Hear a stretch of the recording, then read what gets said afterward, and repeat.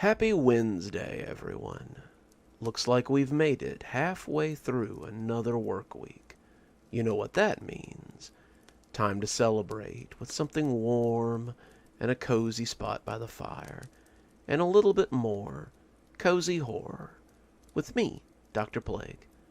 Let's get you all settled in and get ready for more great tales and more wonderful fellowship. Today's theme is emotional horror. Always a love of mine, though not a love shared by some of my contemporaries. I'm going to get on my soapbox for a minute. I happen to think that emotional horror has a real place in the genre. Is there anything more horrific, honestly, than losing that which you love the most? I don't think so. And I think that anyone that tells you it is maybe missing out on the point of life. So, enough of my rambling. Let's get on with today's stories. Our first story is about a marriage that seemed to be perfect from the outside, but inside there was something going on that was maybe a little worse than a trip to family counseling could solve. So let's hear a story about how my marriage was perfect, except for one little thing. She was the perfect woman. I have no idea how I managed to catch her attention. Our relationship, our marriage, it was all perfect, except for one thing that neither of us could have foreseen. We met in college. She was working towards her English degree, and I was studying business.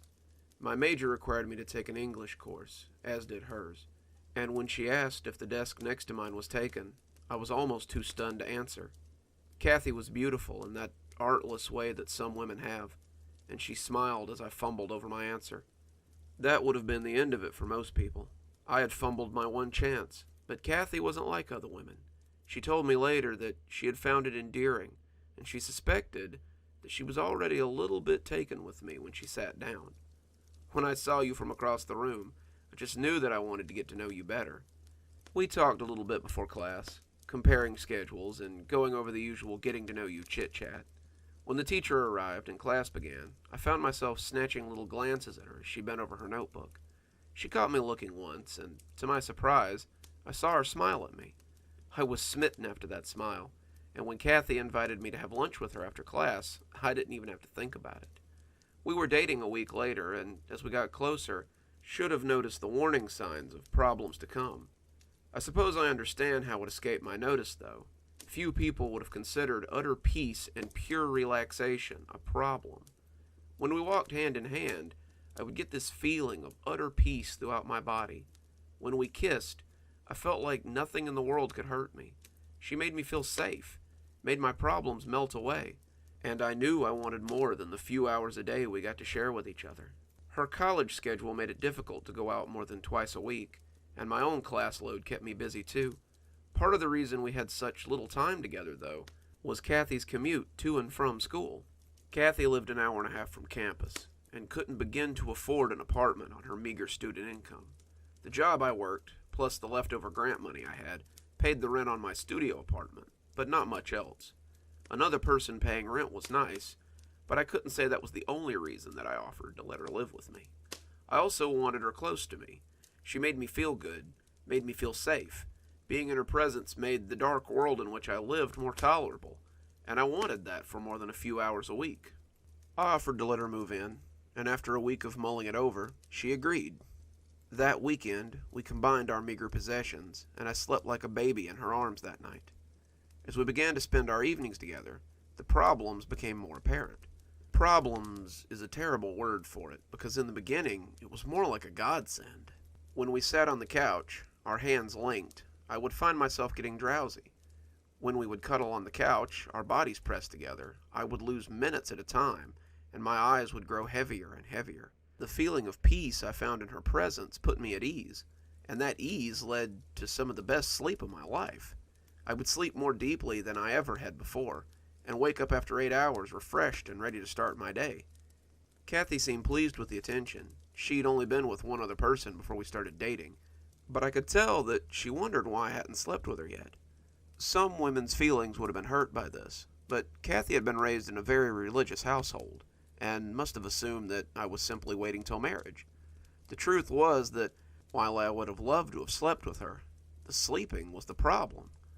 Whenever we got close, my arms around her and our bodies pressed together, I would find myself blinking and suddenly losing long periods of time. Sometimes she would lead me to bed, sometimes she would just sleep with me on the couch, but I would always wake up next to Kathy with a deep feeling of fulfillment. I had assumed that she was feeling the same way. I often thought that maybe this was the feeling that we gave each other, and it made me feel good to bring her the same sort of peace that she brought me. This went on for about 6 months, and I thought that things were going well. We went out to dinner, we had friends over, we went on dates, and seemed to be living together with few problems. I had been tentatively looking at rings, preparing to pop the question and make it official. Besides the matter of intercourse, I thought we were happy. Then one evening I came home from class to find her crying on the couch. I hadn't seen her that day. She'd been absent from the one class we had together, and when I'd called her, she said she was feeling sick. It was nothing serious. She maybe had a cold or something. I'd told her to feel better, hanging up so that I could get to my next class. But as I saw her looking up from her cupped hands, I knew something was definitely wrong. I had never seen her cry before, and it was so alarming that I could do little else but go to her and wrap my arms around her. She wouldn't tell me what was wrong, but I wish now that I had pressed her. I wrapped her in my reassuring arms and tried my best to comfort her in her time of need. My reassuring arms quickly turned into drawing her close and wiping her tears away. This soon led to kissing, which led to touching, and then to the bedroom. I won't bore you with the details, but I think you know how it ended up. I woke up the next day, her hands lightly stroking my hair, and fresh tears running down her cheeks. It was our first time, and I couldn't even remember how it had gone. When I asked her to marry me a month later, she seemed overjoyed. We had been living together for half a year now, and our love for one another was pretty clear. She wore my engagement ring with pride, showing it off to her friends, and we began to plan our wedding. I was too blind to see that she was making appointments with a campus therapist more often than she used to. I was too comfortable to notice the tears that sometimes came to her while we lay in bed together. I was too wrapped up in my own feelings to notice the prescriptions that appeared in the medicine cabinet. I was just so comfortable that I never wanted it to end. It's easy to get tunnel vision when you're spending all your time in the tunnel of love, I suppose. After that first time, however, I did make efforts to be better in the bedroom. Kathy was patient with me, seeing that I was trying, but I often found myself trying one moment and waking up the next. She was always quick to reassure me that it was nothing to be ashamed about, but I knew it hurt her deeply to have a partner incapable of being intimate with her. So, I set out to find the reason for my sleeping fits. And so, I began to make doctor's appointments of my own.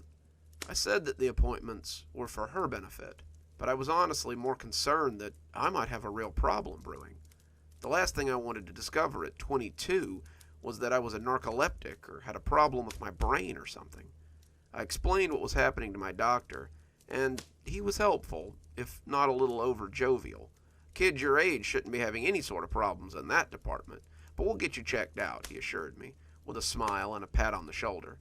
I was tested for every sleep disorder imaginable. I was given prescriptions of my own, but none of them seemed to work. I took supplements, signed up for new drugs that had just hit the market, and joined medical test groups.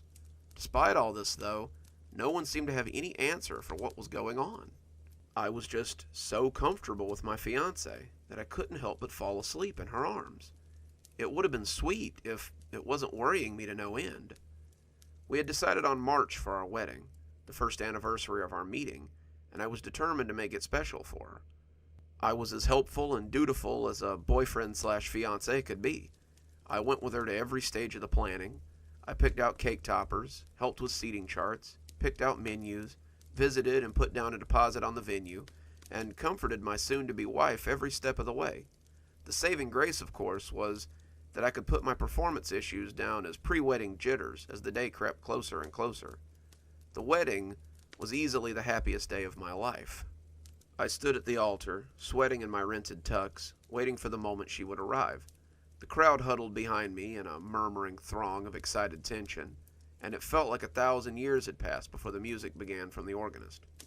When I saw her in her dress, gliding down the aisle like a dream, I fell in love all over again.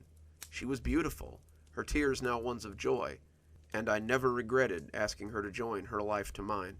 We exchanged rings, spoke vows of eternal love, and then walked from the church as husband and wife. As we stood for pictures, the venue having set up on the lawn to host our reception, I made ready to fulfill my end of tonight. I drank champagne for toasts and black coffee by the cup. I took caffeine supplements before we climbed into the car and left for our honeymoon suite. As she went into the bathroom to take her dress off, I walked around and tried my best to keep my heart racing. I told myself over and over again that tonight would be different, that tonight would repay for all the rest. I wanted nothing but to make her feel special and to make tonight one to remember. When she came out of the bathroom, the two of us standing before each other as husband and wife, I felt like I was possessed with all the energy and serenity I would ever need. When we woke up the next morning, intertwined as we always were, there were no tears on her cheek, only a look of fulfillment I knew all too well. We settled into married life easily, and it was as though nothing had changed. Despite my best efforts, however, I couldn't recapture the magic of that night. Whenever I was in her arms, whenever we were close, I couldn't help but fall into that feeling of utter serenity and slip off to sleep. It was as if those feelings had multiplied after the wedding. She made me feel like I could die of happiness. I couldn't hold her hand as we drove anymore, lest I find myself listing off the road. If I cuddled on the couch with her to watch a movie, I would inevitably miss over half of it. I loved nothing more than to bask in that feeling of serenity that seemed to waft around her. But I also felt guilty as she seemed to return to her silent, tearful nature. I couldn't help myself. I was powerless to resist the pull of her, and I was powerless to do anything when I was in her arms. I began to notice as her mental health got worse, though. Kathy was moody and manic by turns. Sometimes she wanted nothing to do with me, only to cry and demand my attention. I often missed classes because I was afraid to leave her by herself, and I finally insisted that we go see a doctor. The doctor said this was normal. Her medication just needed to be adjusted. Despite their best efforts, though, the new pills and the adjustment of the old pills seemed to do no good. Our lovemaking was non-existent, despite my best efforts. I tried to comfort her, tried other means of intimacy, attended couples therapy with her, tried my best to keep her from imploding. In the end, though, it did no good. I remember the night it happened as vividly as I remember our wedding day. I was lying in bed, Kathy still in the bathroom, and I was worried about the appointment we had the next day. They planned to try her on a new battery of medications, and Kathy seemed to be willing to give it a try. She had wandered around the house like a fretful ghost all day, and I'd been keeping an eye on her until this very moment. I felt like if we could just get to bed, if we could just fall asleep in the comfortable embrace of each other's arms, everything would be fine. She climbed into bed, and something about her face didn't seem right to me. Then she opened her arms, and I was like a meteorite hurling into a planet's gravity. "I love you," she said, kissing my forehead as her heart raced against my chest. "I'll always love you." I fell asleep, wrapped in the arms of my love, sure that as long as I remained here, everything would be okay. I woke up, however, to discover that I was sleeping next to a corpse. I called the paramedics, but there was nothing they could do. She'd been dead for hours as I slept. Kathy had taken an overdose of sleeping pills before tucking in for the night. It was almost ironic in the end, and the note she had left on the nightstand told me everything I needed to know. All these years, I had believed that I was giving her the same feeling that she was giving me. It turned out I was nothing but a thief in the night. Kathy said that her mental decline had started almost the day we met. The balance and fulfillment that I had been expecting was a mirror to the anxiety that she was feeling. She had taken my inability to stay awake as something she was doing. She was boring me. I was disinterested. She was failing as a woman as a result. The longer it lasted, the more she felt like she was the cause. She wanted to please me, to be a good wife, but the longer it went on, the more inadequate she felt. She loved me. She never wavered in her love for me. But being with someone who was physically uninterested in her was killing her, physically and emotionally. She had finally decided that if sleeping next to her was what I wanted, and she would give me what I wanted. We would both sleep soundly for a change. I'm writing this as I sit in the viewing room of the funeral parlor. They gave me an hour before her cremation, a final viewing for her grieving husband. I could tell by the way they keep looking at me that I must look terrible. I've been awake for the past 5 days, and the bags under my eyes look more like suitcases. I've become accustomed to her presence, to the way she makes me feel, and now my sleep is all but non-existent. I'm like a junkie with no smack, and my fix lies in that box across the way, looking as lovely as the day we met.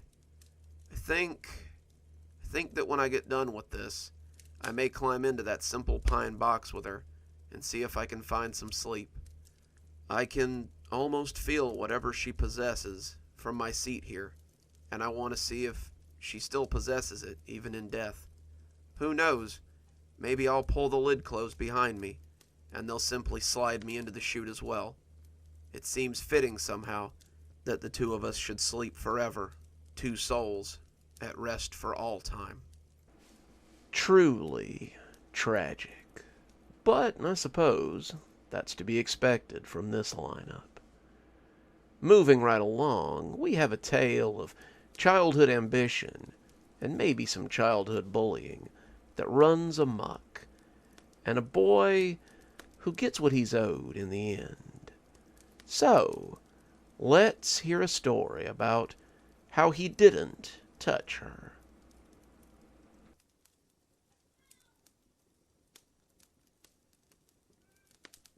I don't understand how it's come to this. I've been expelled from school. I've lost the few friends I had. My own parents won't even look at me now. And it's all because of her. Her. Even now I can't find it in myself to hate her. I love her, despite what she's done to me. I think I always will. For so many years, she's been my reason to get up in the morning. She's been the last thing I think about before I go to bed. Lisa, my soulmate. I was never what you'd call a popular kid. From kindergarten to high school, I was a fat, shy boy who just wanted to learn. I didn't want to cause trouble, and I certainly didn't want to get in any trouble. I mostly floated through life like a dandelion puff on a breeze.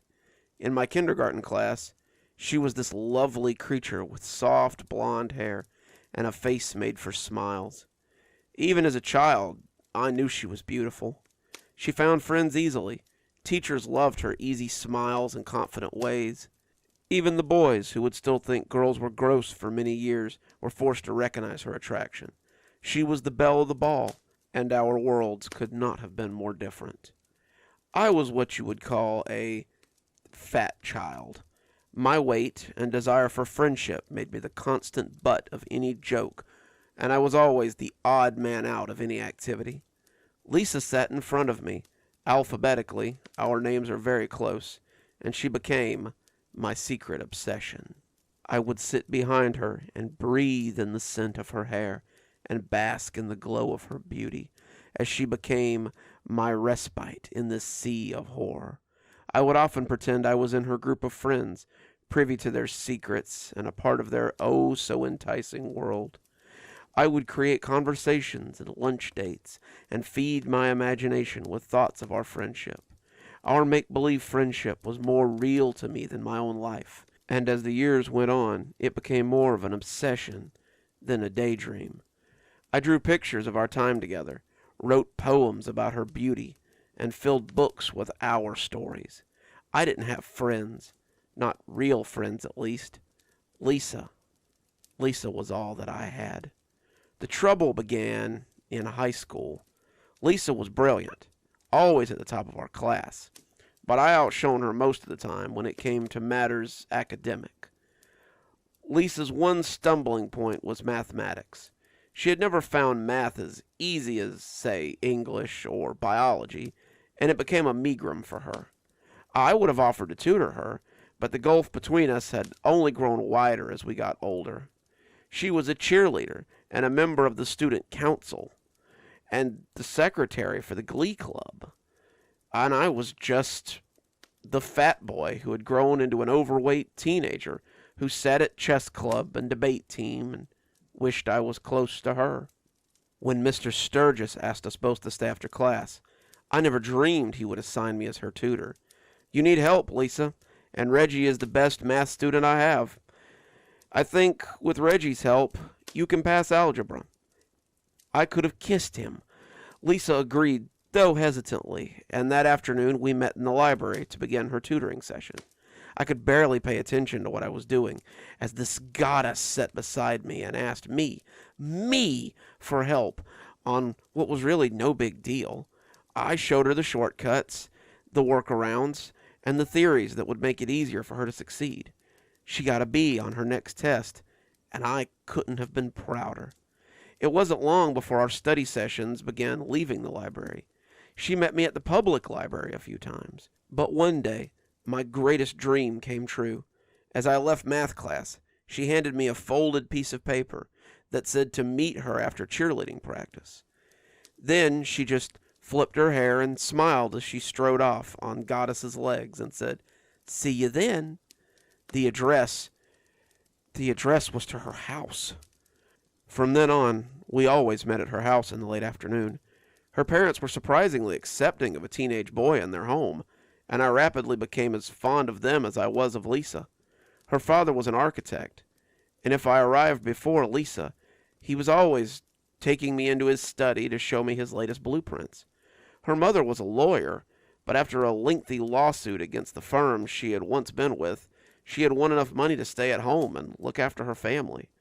Working from home as a legal consultant meant she often had time to bake, and her home was always full of the smells of bread or pies or culinary delights. The time I spent in Lisa's house was the best time of my life. As algebra became geometry and calculus, she always came back to her study buddy. I found easier ways to teach her what she needed to know, and she turned out to be a quick study once she found someone to speak her language. As we entered our senior year, I never quite asked why she still refused to acknowledge me in the hallway, or why her friends still picked on me. I was just happy to be with her, be around her, be a part of her world. One night, after helping her through a particularly difficult bit of calculus, she whooped with joy and turned to plant a kiss on my surprised lips. She broke the kiss in less than an instant, but it felt to me as though her lips touched mine for years. I could have floated home that night, and as I settled into bed, I knew what I had to do the next day. I would tell her how I felt, how I'd always felt, and ask her to accompany me to the upcoming spring dance. She liked me. We liked being around each other. What could go wrong? I went to her locker the next morning and found her there with only a single friend. Rebecca Jenner, the friend in question, sneered a little as I approached, and when Lisa turned, I somehow failed to notice the furtive look she kept casting around before she half-heartedly smiled at me.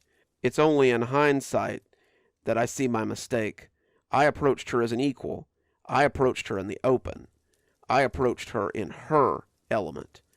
I surprised her somewhere that she felt safe. I poured out my heart to her, right then and there, and by the end, a crowd had gathered around us. Some of them were snickering. Some of them were right out mocking me. But the mockery wasn't reserved for me alone this time. Looking back, I could already hear the whispered voices of Lisa's peers as they began formulating the gossip. "Oh, Lisa has a thing for pudgy nerds. Looks like Lisa would rather hold hands with pimple-faced dweebs than go out with football players. Sounds like little Lisa had a lot of fun at their study sessions." I didn't care at the time, though. I was pouring my heart out to a girl that I loved, and that was all that mattered. She was crying by the time I was done. Her face was beet red, and her tear-clouded eyes were scanning around for an escape. Finally, she pushed past me, sending me sprawling to the linoleum, and made a break through the crowd. I tried to go after her, but the crowd closed in on me, and the torrent of questions and accusations assaulted me. Where had I been with her? How long before Brad kicked my ass? Was I so stupid to think I was anything but a charity case? On and on and on, until finally I found an outlet and went tearing towards the boys' room. I hid there all through first period and tried my best to keep my head down for the rest of the day. I didn't see Lisa that day. I didn't see her the next day either. But I heard the rumors about Lisa and her fat little boyfriend Lisa and her study sessions with me, and all the other rumors about how Brad was looking for me so he could kick my ass up around my ears. Bradley Davies and I didn't have any classes together, luckily for me, but he still managed to find me. He and his friends came across me in the bathroom near the end of the second day and backed me up against the cold wall of the boys' room. He hit me a few times, Brad and Chuck and Gail, and as they took turns hitting me, Brad let me know the score. "You stay away from my girlfriend, you hear me? I didn't mind her keeping a little nerdy pet, so long as she still got to cheer and I still got to squeeze into her whenever I wanted to." This comment elicited some laughters and slaps on the back from his friends. "But that's over now. She's mine, and I'm not okay with your lost puppy act anymore. I see you around Lisa again, and you're dead, nerd." He punctuated this point by slamming his fist into my cheek, hard enough to knock my glasses into the sink where the lenses shattered against the porcelain. I lay on the bathroom floor and thought this was as low as I could get. How wrong I had been. When I came to school the next day, something had changed. I had been the target of constant teasing the last 2 days, but the reception I got this morning was icy. People whispered behind their hands, their faces angry, and all the anger seemed to be directed towards me. What had I done to deserve such scorn? I was the victim here, right? Brad had beaten the crap out of me, and Lisa had refused to even talk to me for 3 days. What could I possibly have done? The answer came in homeroom. A police officer was waiting to take me to the office, where Lisa's parents, my parents, and the principal were waiting to talk to me. My confusion turned into fear at this, but confusion would make a lot of reappearances that day. The principal invited me to have a seat. My mother was crying, and my father's eyes bored into me like a power drill. I looked to Lisa's parents for some explanation, but they both made it very clear that they wanted nothing to do with me. Lisa had posted a message on Facebook this morning. She told all her friends about how I had forced myself on her during our study sessions and made her do things that I won't even mention here. My depravity knew no limits, and all the while I had convinced her parents that I was a fine young man and a model student. I had convinced everyone of this, she went on, but in reality I was a pervert and a rapist, and when I'd talk to her at school, talk to her like we were equals, she had finally found the strength to speak out about my depravity. She told her parents after that, and they had called my parents and let them know what their little boy had been up to. Someone had called the police then, and that's how we had come to the point we were at now. I won't bore you with the details. My parents and I became the town black spot for the next 3 months, as I took polygraph tests after psychological evaluation and protested my innocence at every turn. The police claimed they had a rape kit that tested positive for something, but the absence of any physical evidence was confronted by my obvious intellect. "Why would he be sloppy enough to leave evidence?" one officer asked, looking at me as though I was the lowest form of life. The case against me was eventually thrown out due to lack of evidence, but it hardly mattered. I had been accused of rape, and any bright future I might have had slipped out of my grip. It didn't matter how good my grades were, how high my scores were, or how many testimonials I had written by teachers who believed that I was innocent. No college wanted an accused rapist in their school, and I slumped slowly into depression. Why had she done this? Why had she ruined my life? All I had done was love her. All I had done was tell her how I felt, and all she had done was return my love with ruin. That is what brings us here. I'm standing in her bedroom now, looking over my handiwork. I had heard her parents would be out of town, and Lisa was going to have a party. I wasn't invited, of course. Since the incident, I haven't even been back to school, but I seem to remember where the house was and how breakable the back door window was.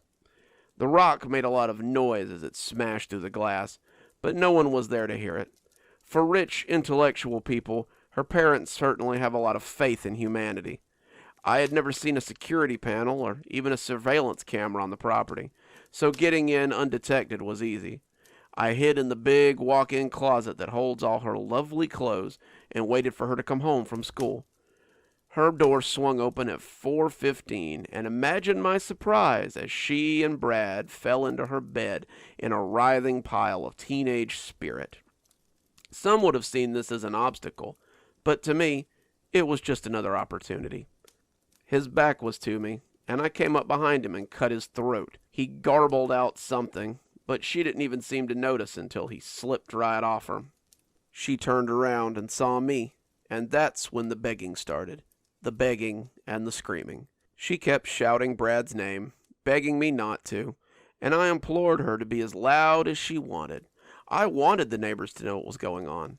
I wanted them to know how Brad had brutally murdered his girlfriend in a fit of teenage aggression before cutting his own throat out. It would be a poetic bit of melodrama, just like Romeo and Juliet.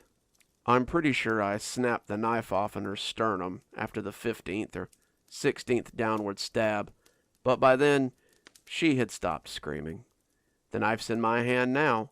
I was smart enough to wear gloves, and I already had my escape route planned out. You see, I may have never touched her, but that certainly didn't stop me from killing her.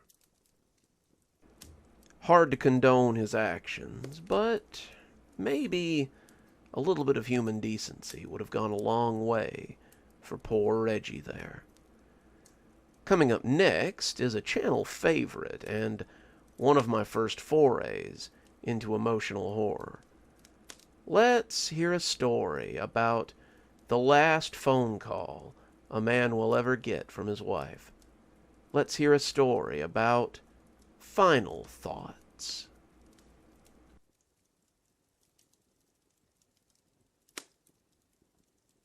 We'd like to thank our sponsor, Final Thoughts. Final Thoughts would like to give our listeners a 10% discount on their premium package. Wouldn't you like the peace of mind of hearing from your loved ones just one last time? Well, at Final Thoughts, they can...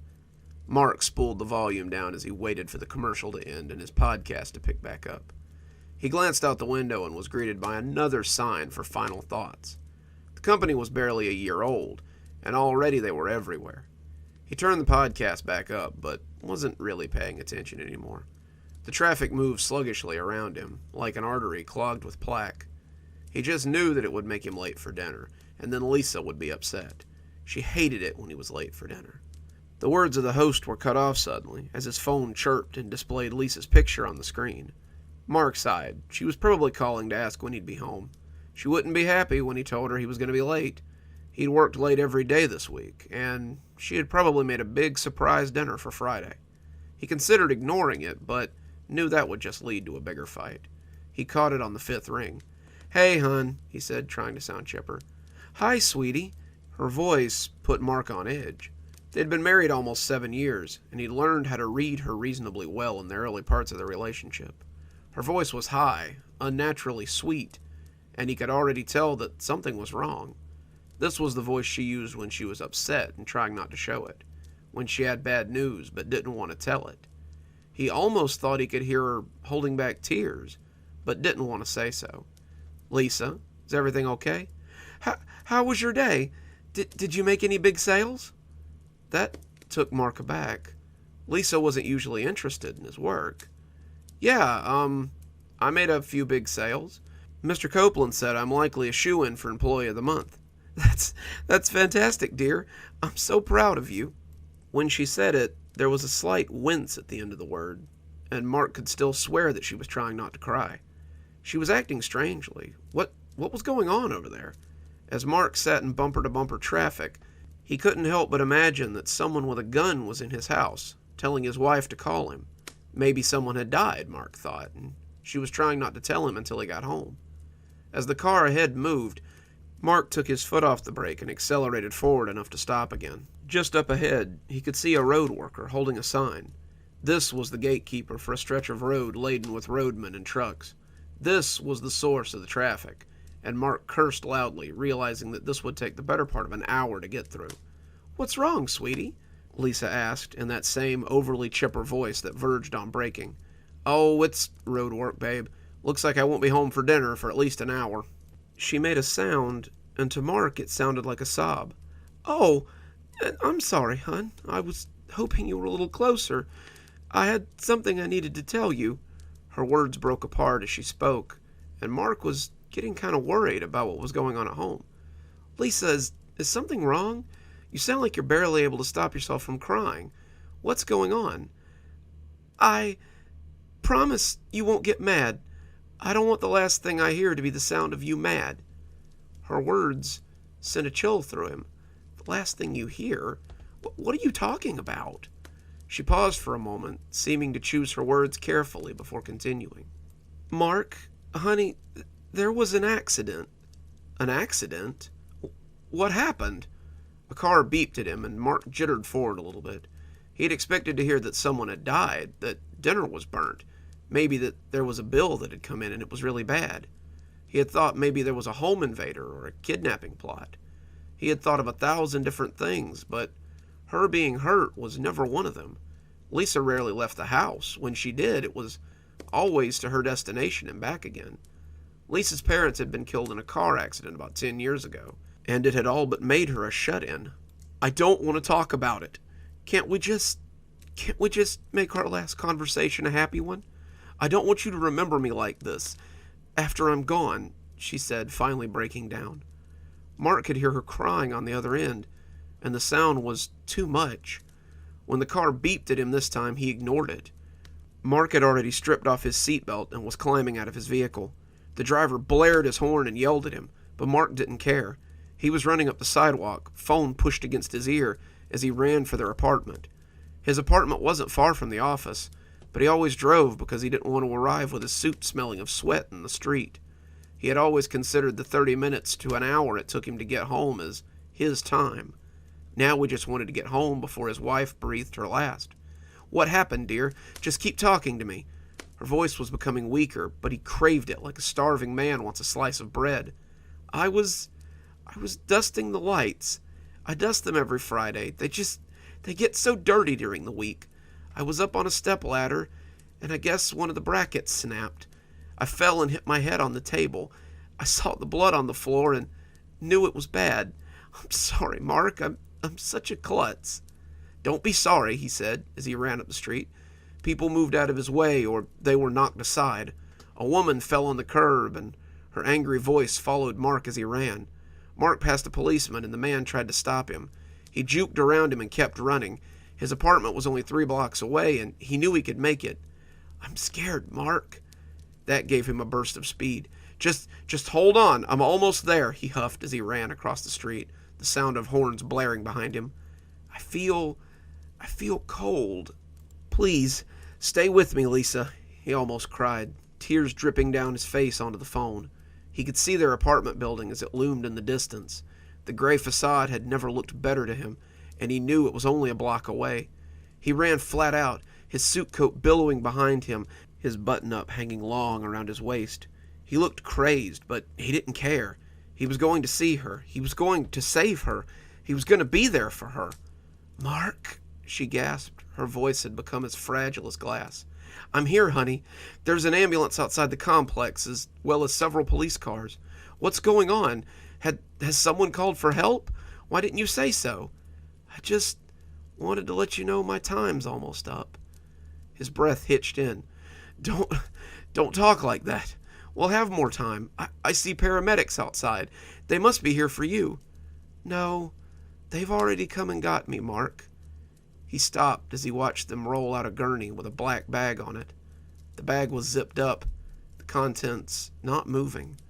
The paramedics loaded it into the back of an ambulance and closed the door. They rolled away without ever seeing Mark at all. You're hearing my voice because I signed up for Final Thoughts.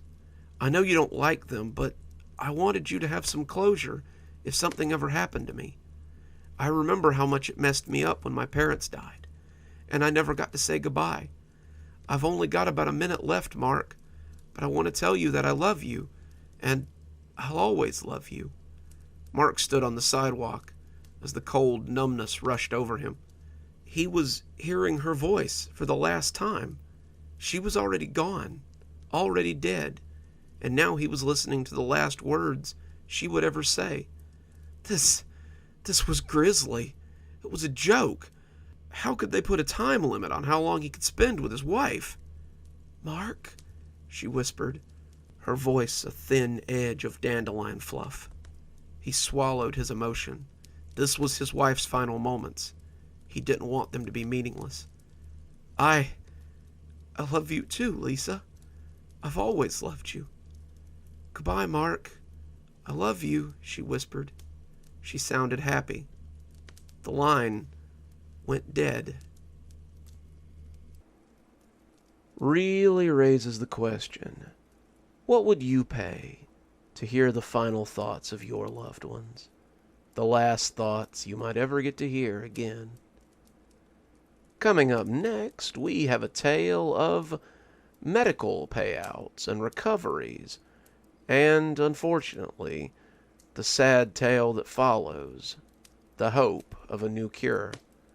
Let's hear a tale about cold comfort. Well, Miss Lee, this treatment is experimental, but we feel it will improve your condition.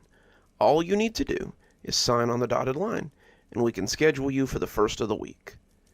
The doctor tapped the form like a used car salesman trying to sell a sports car with no engine.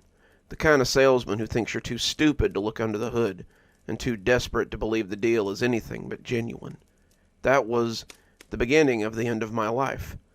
My name is Pandora Lee, and this is my story.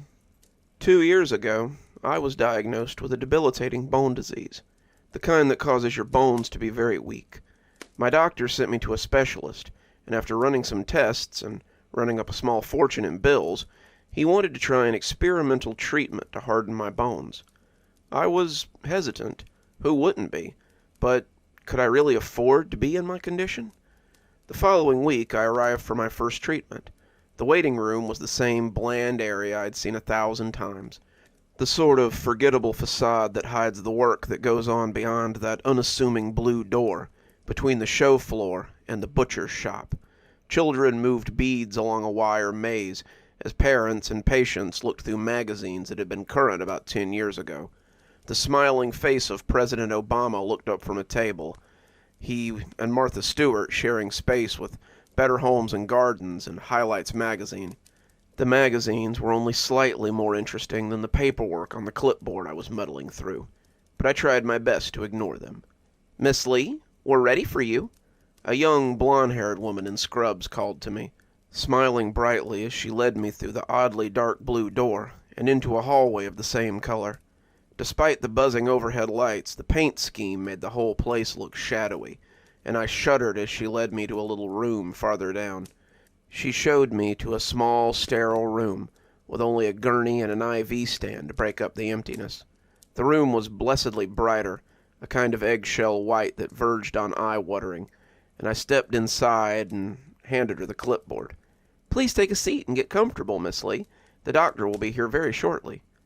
As I lay there waiting, the clean white paper crinkling under me, I had a gut feeling that this was a bad idea. I chalked it up to nerves, though. It was just another exam, just another series of tests, just another meeting that would end predictably. I should have listened to my gut. As the doctor walked in, he smiled his best Crest Kid smile, and I imagined I could see spit stains on his teeth. I wish I could tell you that he was an ugly little man, some goblin who scared me or made me wish a nurse had stayed to observe our interactions, but he was actually very plain-looking. Thinking back now, I can't tell you anything about him, other than his big grin and his neat little mustache. It might have been easier if he were a monster, but I guess life is rarely easy. "Well, Miss Lee, as you know, this is still experimental. It's in the early trial phases. You'd honestly be one of our first human trials for the treatment, but we feel you are the perfect candidate." I stared at him blankly, unsure whether he expected me to be flattered or break out into applause. He looked uncomfortable, clearly not getting the response he was expecting. Calling the pretty blonde nurse from earlier, he asked her to strap me down and told me to relax. The straps were scratchy, the clasps sitting cold against my arm, and I found it hard not to squirm as she slid the IV in. The doctor reached into the hall and wheeled out a large metal canister. It looked like a fire extinguisher, the old kind with a hand crank, except for the face mask on the end, which is undoubtedly going over my face. He must have noticed my apprehension, because the too big grin made a return appearance. "Don't worry, Miss Lee. It's all very safe." He placed the mask over my face, the smell of cleaner mixing with something sickly sweet and acidic. "Breathe deep," he prompted, and I took my first breath, his voice sounding as if it were coming to me from the lip of a deep hole. "You'll wake up in no time." Then it all went black, my last memory being the stuff I breathed in tasting like the smell of cleaner my mother had always used when I was young. Then I didn't think about anything for a while. I was floating for a while, my body as light as a feather, and I could have gladly floated in that void forever. When I dropped back into my body, however, it was worse than any falling dream I'd ever had. I opened my eyes and looked around frantically, my body still splayed across the gurney as the canister pumped whatever was in the tank into my lungs. I felt a surge of pain rip through my whole body, and I jerked fitfully against the restraints. The scream ripped up my lungs, the gas clouding my mouth as I choked on my anguish. The nurse ran in, trying to calm me to no avail. "Calm down, Miss Lee. We don't want you to damage your bones while the treatment is doing its job. The pain is only temporary. The doctor will be in to give you something for it and explain everything." Her words did nothing for the pain that drilled into my bones, and after what seemed like hours, the doctor finally came in. He had a needle in his hand. The tip slid easily into the IV, and he filled the saline bag with something. It was cold, the liquid flowing in like ice, but the relief was immediate. I lay back gasping, the sudden lack of pain almost as jarring as the pain had been, and the big smile hovered over me like a specter. "The first treatment is always the most painful, but it seems to be a success so far. You might have some joint stiffness for a few days, but that's to be expected, as the treatment hardens your bones." As the gas hissed and the ice brought sweet relief to my inflamed bones, I lay there drinking in grateful lungs of air. The lack of pain was hard to quantify, but I became aware over time that it wasn't just the sudden burning that had gone away. The everyday pain I had gotten used to, the inflamed joints and the deep ache of weakened bones, was also gone. It was like someone had flipped a switch in me, and suddenly I was exactly like I'd been before. This may seem like a small thing, but when you've lived with the pain, made it a day-to-day part of your life, its absence is like a physical loss. It was like a kid who's had his tooth pulled, his tongue prodding at the vacancy where something solid had been before. When he spoke, I had to shake myself back to reality to ask him to repeat himself. "We will see you in 2 weeks for your next treatment. The nurse will give you a prescription when you leave. Take it twice a day in order to keep your body from rejecting the treatment. Understand?" I nodded, still a little dazed, and agreed to take the pills. I made another appointment with the similarly pretty brunette and took the nondescript little bag she handed me. She smiled, saying they would see me in 2 weeks, and I headed home. As I drove home, I expected the pain to rear its head again with every press of a pedal or turn of the wheel. The pain had become like a swarm of gnats, ever present and buzzing. You never got used to it, but you became accustomed to it. It's never comfortable, but you look forward to the times when it isn't there. Now, it was just gone. I was driving with nary a pain or a wince, something I hadn't done in years. I should have been happy, but I kept waiting for it to disappear. Maybe that made me a pessimist, but I don't care. When you live like this long enough, you constantly wait for the other shoe to drop.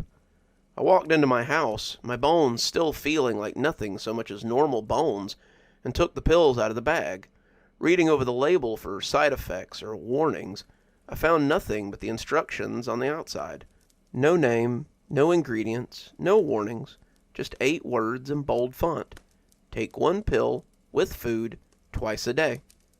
I opened the bottle and let a few of the pills roll onto my palm.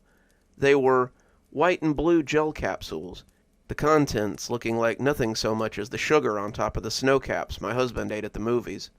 As they sat in my hand, I noticed that they were oddly cold to the touch, and the feeling reminded me of the way the liquid had felt as it entered my IV.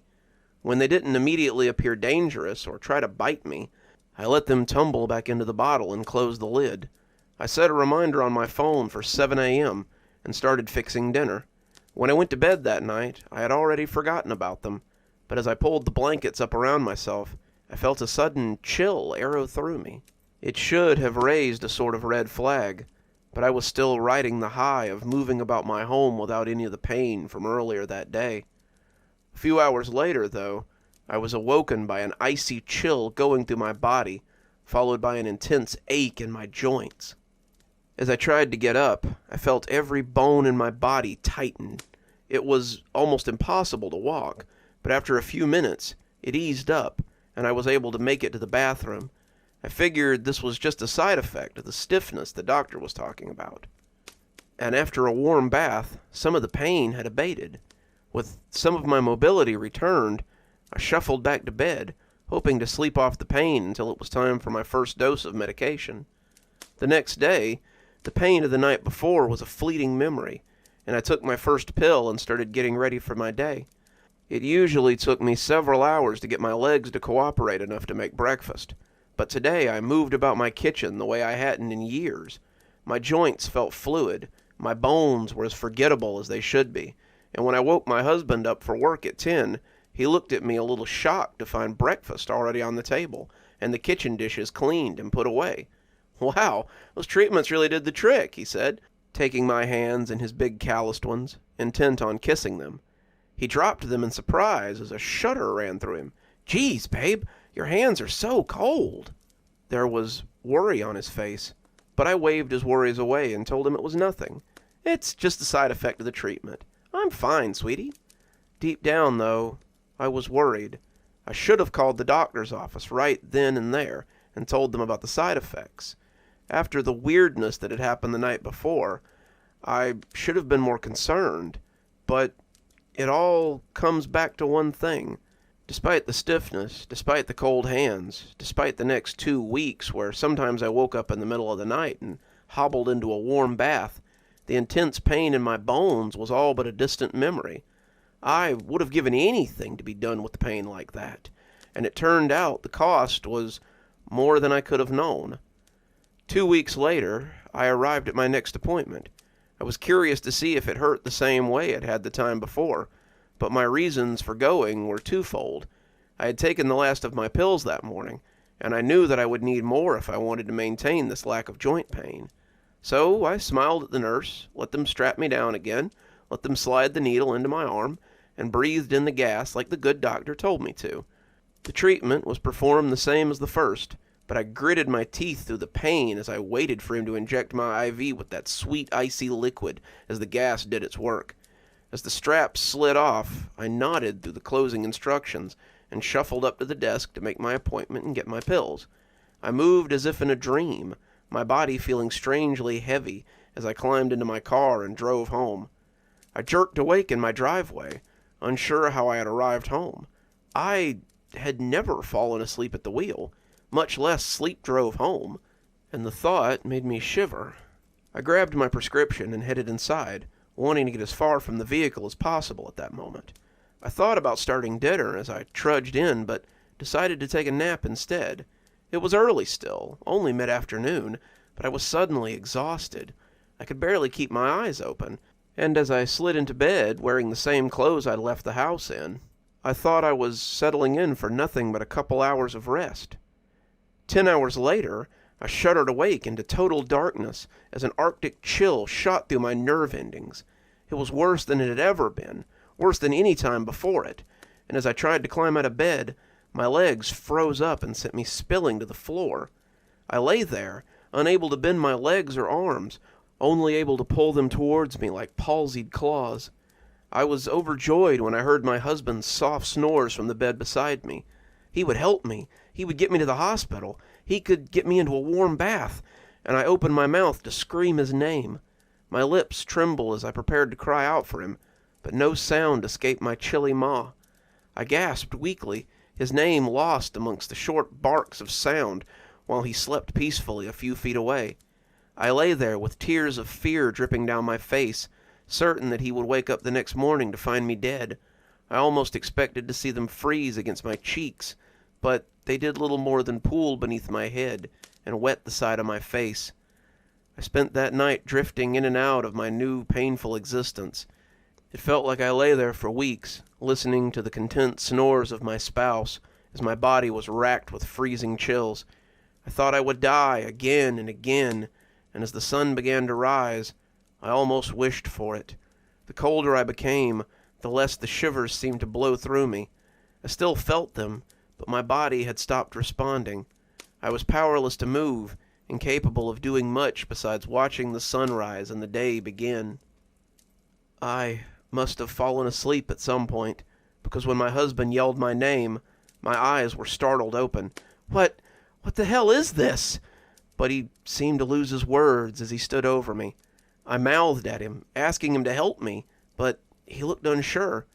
I don't know how. I wanted to ask him what he meant, but instead he turned to my vanity and fetched a small hand mirror. I looked back at myself, not sure it was me for a moment. I was looking at a perfect china doll as she lay curled up on the floor. Her skin was a perfect alabaster, broken only by the slight spider cracks that ran through it. As I watched, another chill coursed through me, and I saw the cracks lengthen as my fragile form tried to shiver. I wanted to cry, but I had no tears left. Instead, I told him to put the phone next to me and put it on text-to-speech. I wanted him to understand, wanted to explain how this had happened, while I could still explain anything. He did as I asked, saying he would go get help, but I don't think he'll be back in time. It took a surprisingly short time to lay it all out, but I can feel the change beginning to affect my face now.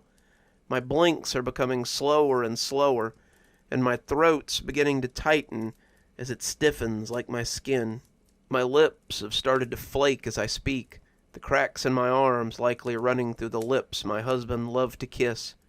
I'll be nothing but a beautiful statue soon, a curiosity piece for people to speculate over. But with the time I have left, I want people to understand how I came to this point. I don't know if it was the treatment or the pills, maybe it was both, but it doesn't appear to be ready for human trials. If they ask you to sign your life away as I did, make sure you know what you're agreeing to. The short respite from pain wasn't worth the hell I found myself in now. It's getting hard to breathe now. My lungs are laboring to pull in breath, and I can feel the same shivering running through them with every gasping pull. My eyes are fixed forward, my fingers forever locked together, and I feel that every word may be my last. If you make it home, Jason, know that I love you, and I'm sorry that this is where we must part. One last story for you, and I think I've got a pretty good one to go out on. Let's hear a story about a husband grieving a dead wife, and about the piece of her that has been left behind. Let's hear about a shadow of her former self. It all started when my wife died 8 months ago. Susan was everything to me.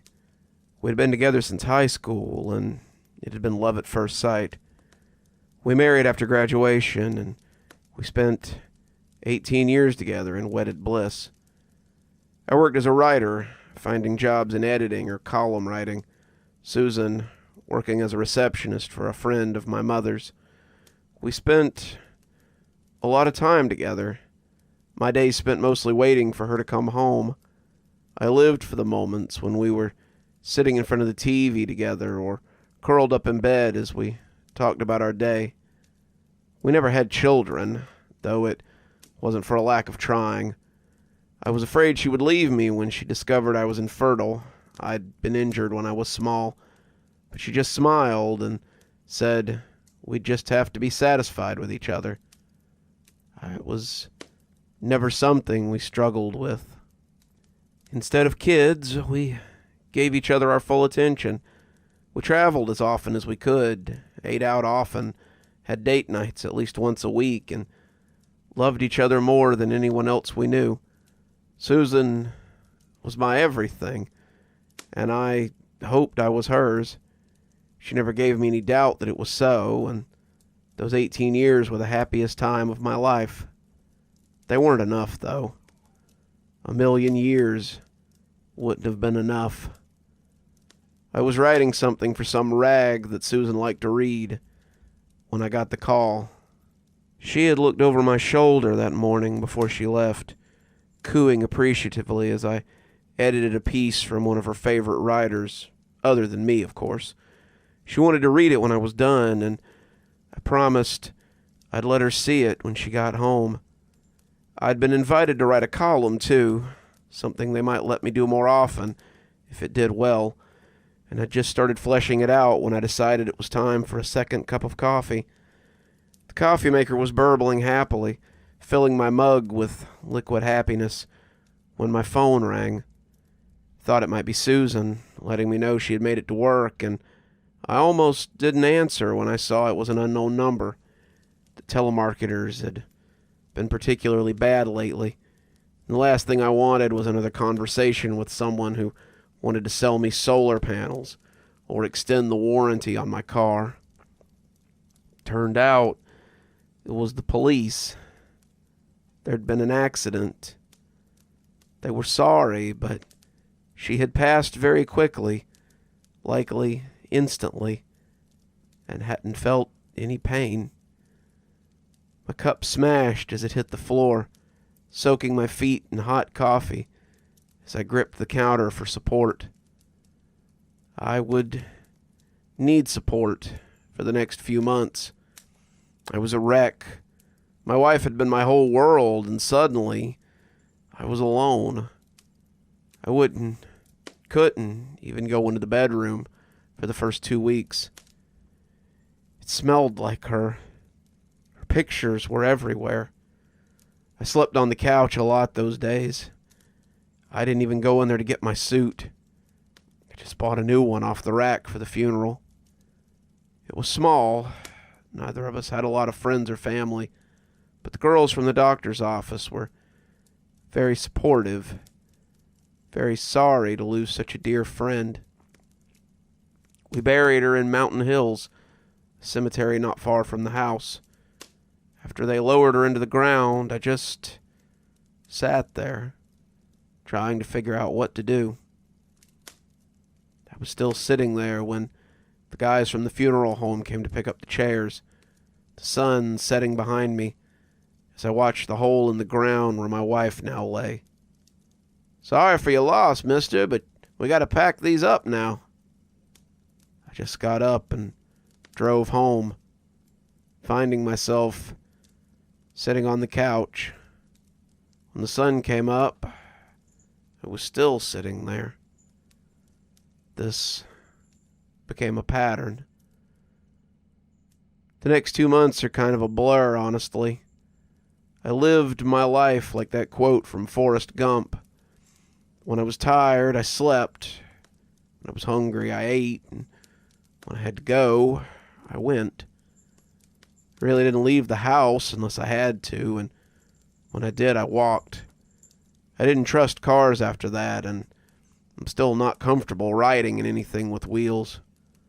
The walks probably did me good, but I was so lost at that point in my life. She'd been my everything, my whole world, and I just didn't know how to get by without her. I didn't work. My contracts quickly dried up. I wasn't working on my book either, and I'd fallen into a deep funk. If something hadn't pulled me out, I would have probably wasted away right there. Luckily, I suppose, something did. That was when the gifts started showing up. The first one came on Valentine's Day, though I now know that was no accident. I had stepped out in the evening to check the mail, and there it was on the stoop. I almost stepped on it, and that would have been a shame because someone had left my favorites. Sitting there was a bouquet of wildflowers, a box of those dark chocolate truffles Susan had always bought me, and a card. I was stunned for a moment, not quite believing what I was seeing. This was just the sort of thing she would do, too, and I expected her to jump around the corner and surprise me. She hadn't been very large, a wisp of a thing, but she liked to scare people and found it hilarious when she managed to. As the minutes stretched by and no scare seemed incoming, I picked up the stuff and brought it inside. I put the flowers in some water. I had never gotten flowers before, but I remembered that much, and set the chocolates on the table. I opened the card and found a pretty generic card inside, flipping it open to see who had sent it. I snorted as I read it, wondering whose bright idea that had been, but feeling a little better, nonetheless.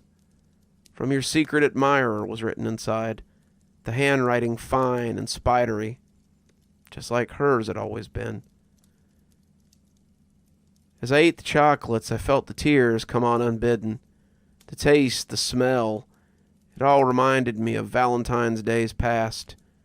We would sit and watch a movie, curled up on the couch together, while she munched at her Ferrero Rochers and I ate my chocolate truffles. We'd trade sometimes, and I wish now that I could see her eyes light up as I handed her one of my chocolates again. I passed out on the couch a little later, but my dreams were a little brighter that night. After that, I started finding other gifts.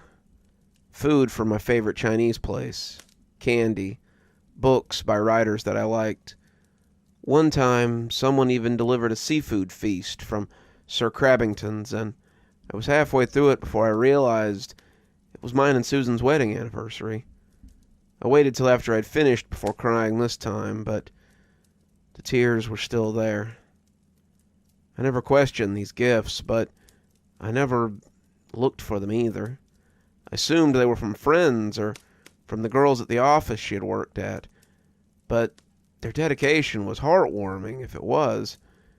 My wife must have talked about me a lot for them to know my favorite foods and snacks, and I was honestly just happy for a break in the sadness. Each of these gifts made my day a little better, and the pain ebbed away a little more with each new package. Suddenly I was feeling inspired to write again. I had the energy to reach out to my old contacts and try to work. I was running in the evenings. I was doing laundry and dishes, and felt like I might be getting a little better. The gifts were nice, but it was the other things that started to make me wonder if the gifts were all that was being given. Sometimes I would wake up to find that the clothes were folded or the dishes were already done, and I couldn't remember having done them. Other times it would be simpler things easily explained but no less odd. A blanket thrown across me where there hadn't been one before. A pillow under my head when I had slept on the couch and left it in the bed. Sometimes as I came awake a little in the night, it seemed like I could see shadows moving in my house. I would sit up, the living room bathed in the light of whatever TV show I had fallen asleep watching, and look around for the source of the movement, finding nothing. It was weird, but I figured it was probably just my imagination. I'd been through a lot lately. Some mild hallucinations might be expected. It was on one of my jogs when I finally discovered the identity of my secret admirer. I was coming up the hallway, huffing a little from a longer jog than usual tonight, when I saw someone leaving something outside my door. I had to grab the wall for a minute when I first saw her because I thought it might be my wife. She was short, with brown hair that had been cut into a pixie cut. She was dressed normally enough in jeans and a t-shirt, but the high tops were also something that my wife favored. From the back, she looked exactly like my dead wife, except for the hair. My wife had always talked about getting it cut short, but she favored ponytails and braids too much to ever cut it too short. She was bent at the waist, leaving food or something for me, and when I called her name, she jumped. When she turned around, though, I could see that I'd been mistaken.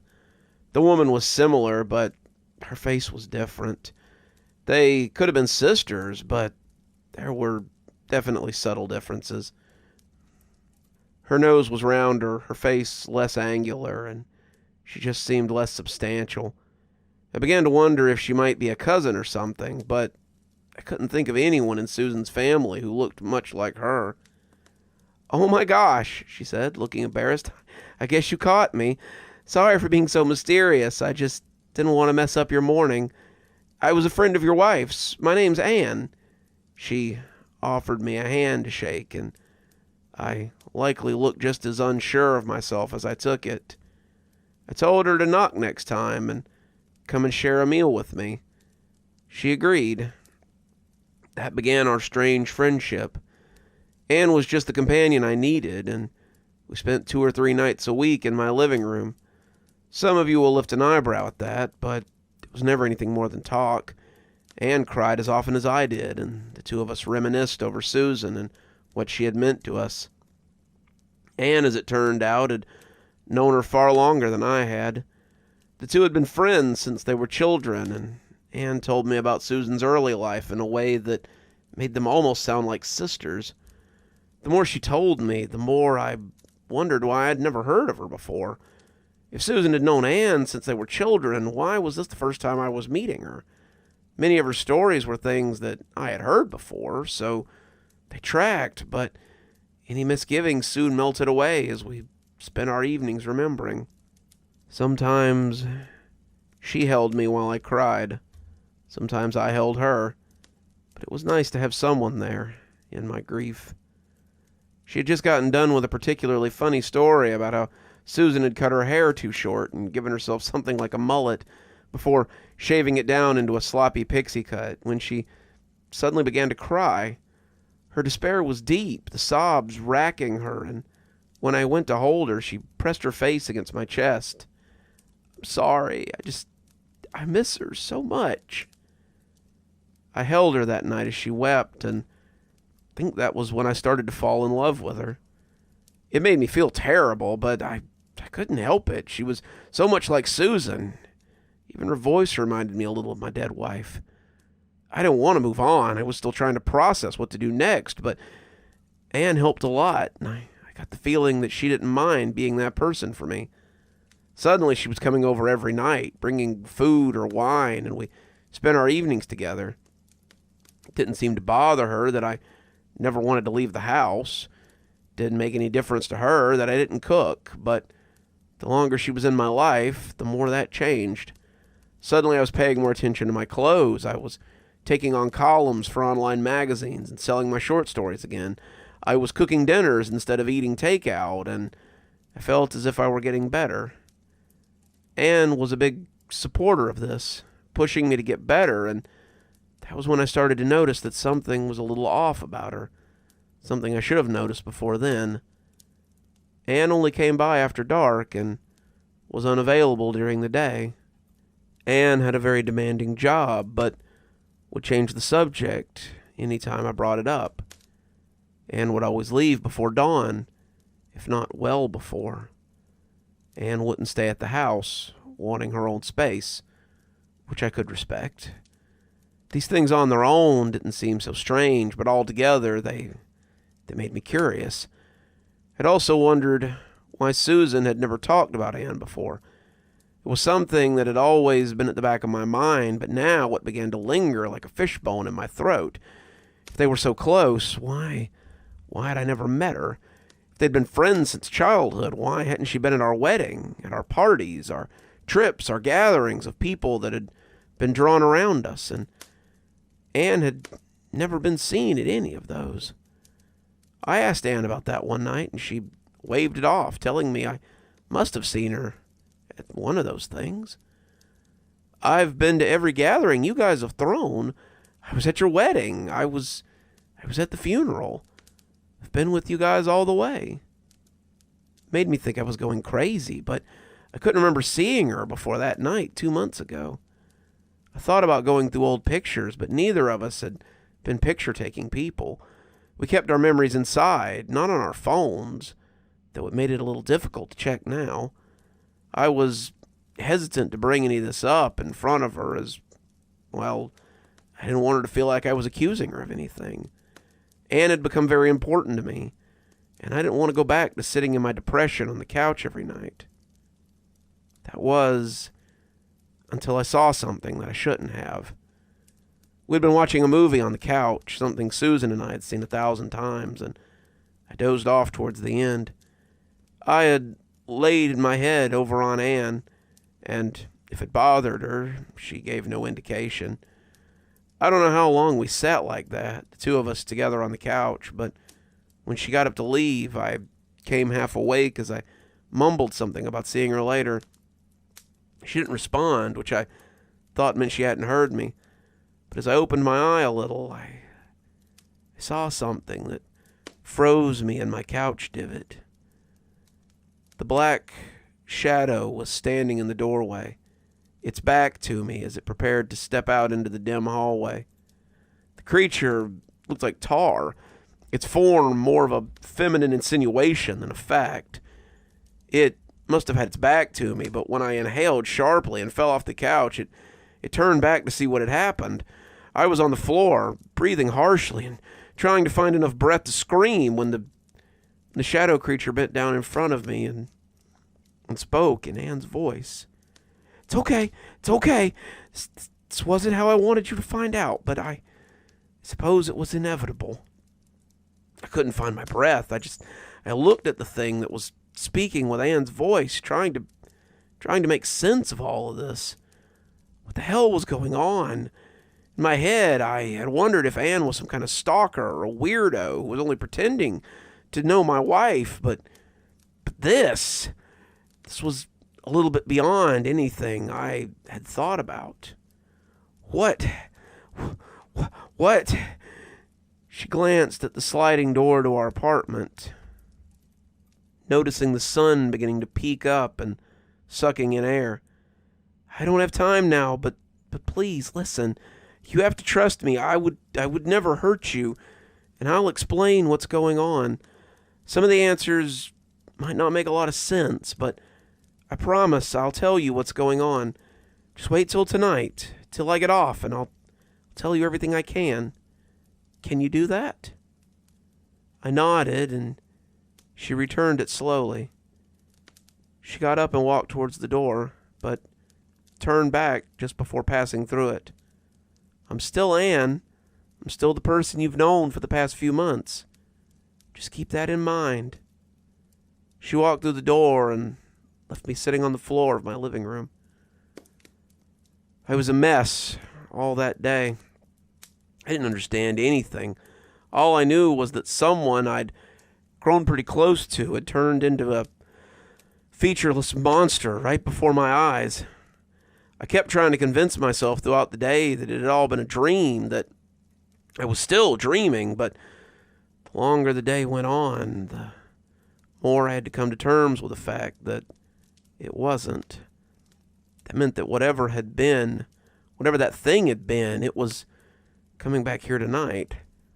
I'd have to make a choice when it got here.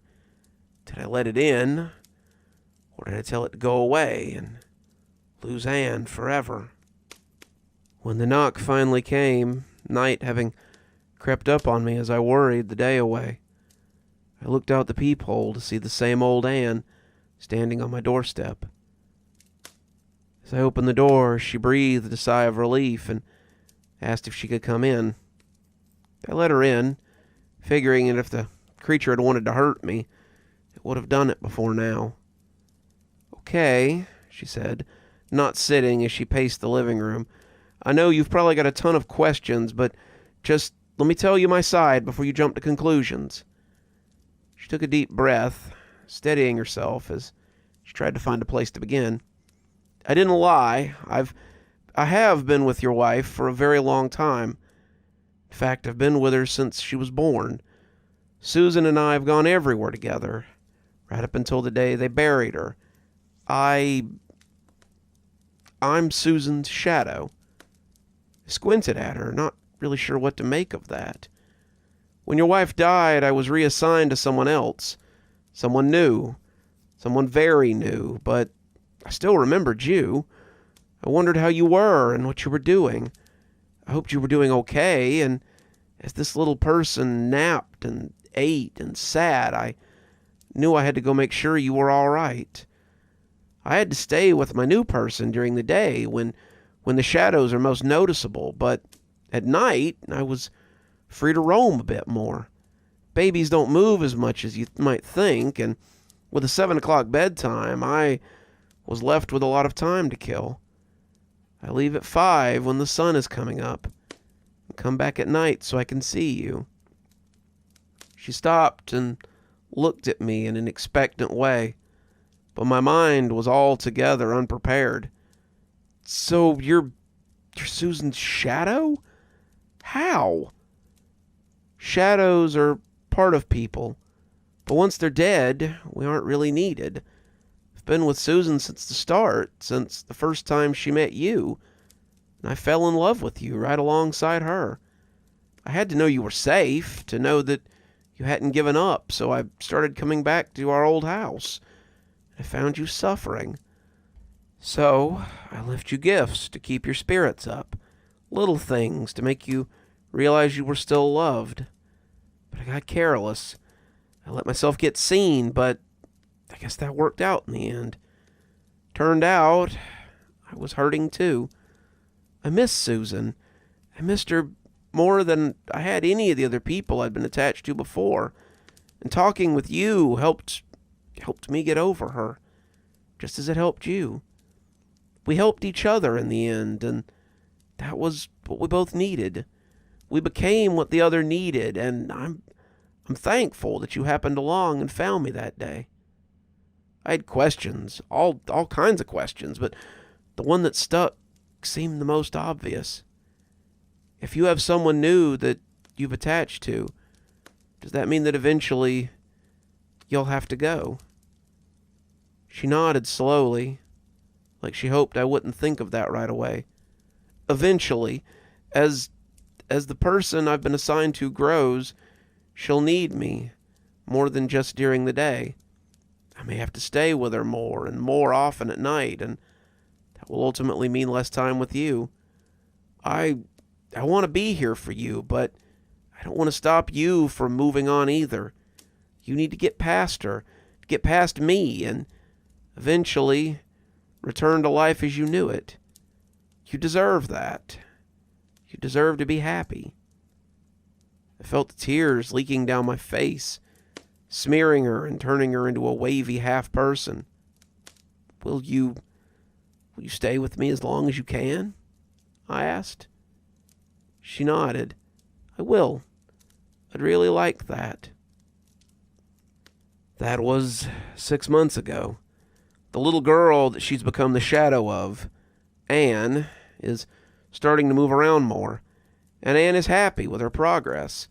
She doesn't think it'll be much longer before she's walking, but she promised that she'll come and see me for a while to come. One day she may decide that the nights are for going out and working, but for now she's still tossing in her crib before the sun goes down, and that's just fine with me. I don't know how long I'll have Anne for, but I know it would never be long enough. Even as I write this, I know there will come a time when her visits become less and less, and I know that'll be fine too. I had Susan for 18 years, and I'll take whatever time I have with her shadow as a gift. And just like that, our tales are at an end for another day. I do hope you'll join us next time on Cozy Horror. Until then, this is Dr. Plague, wishing you a wonderful day and a spooky evening.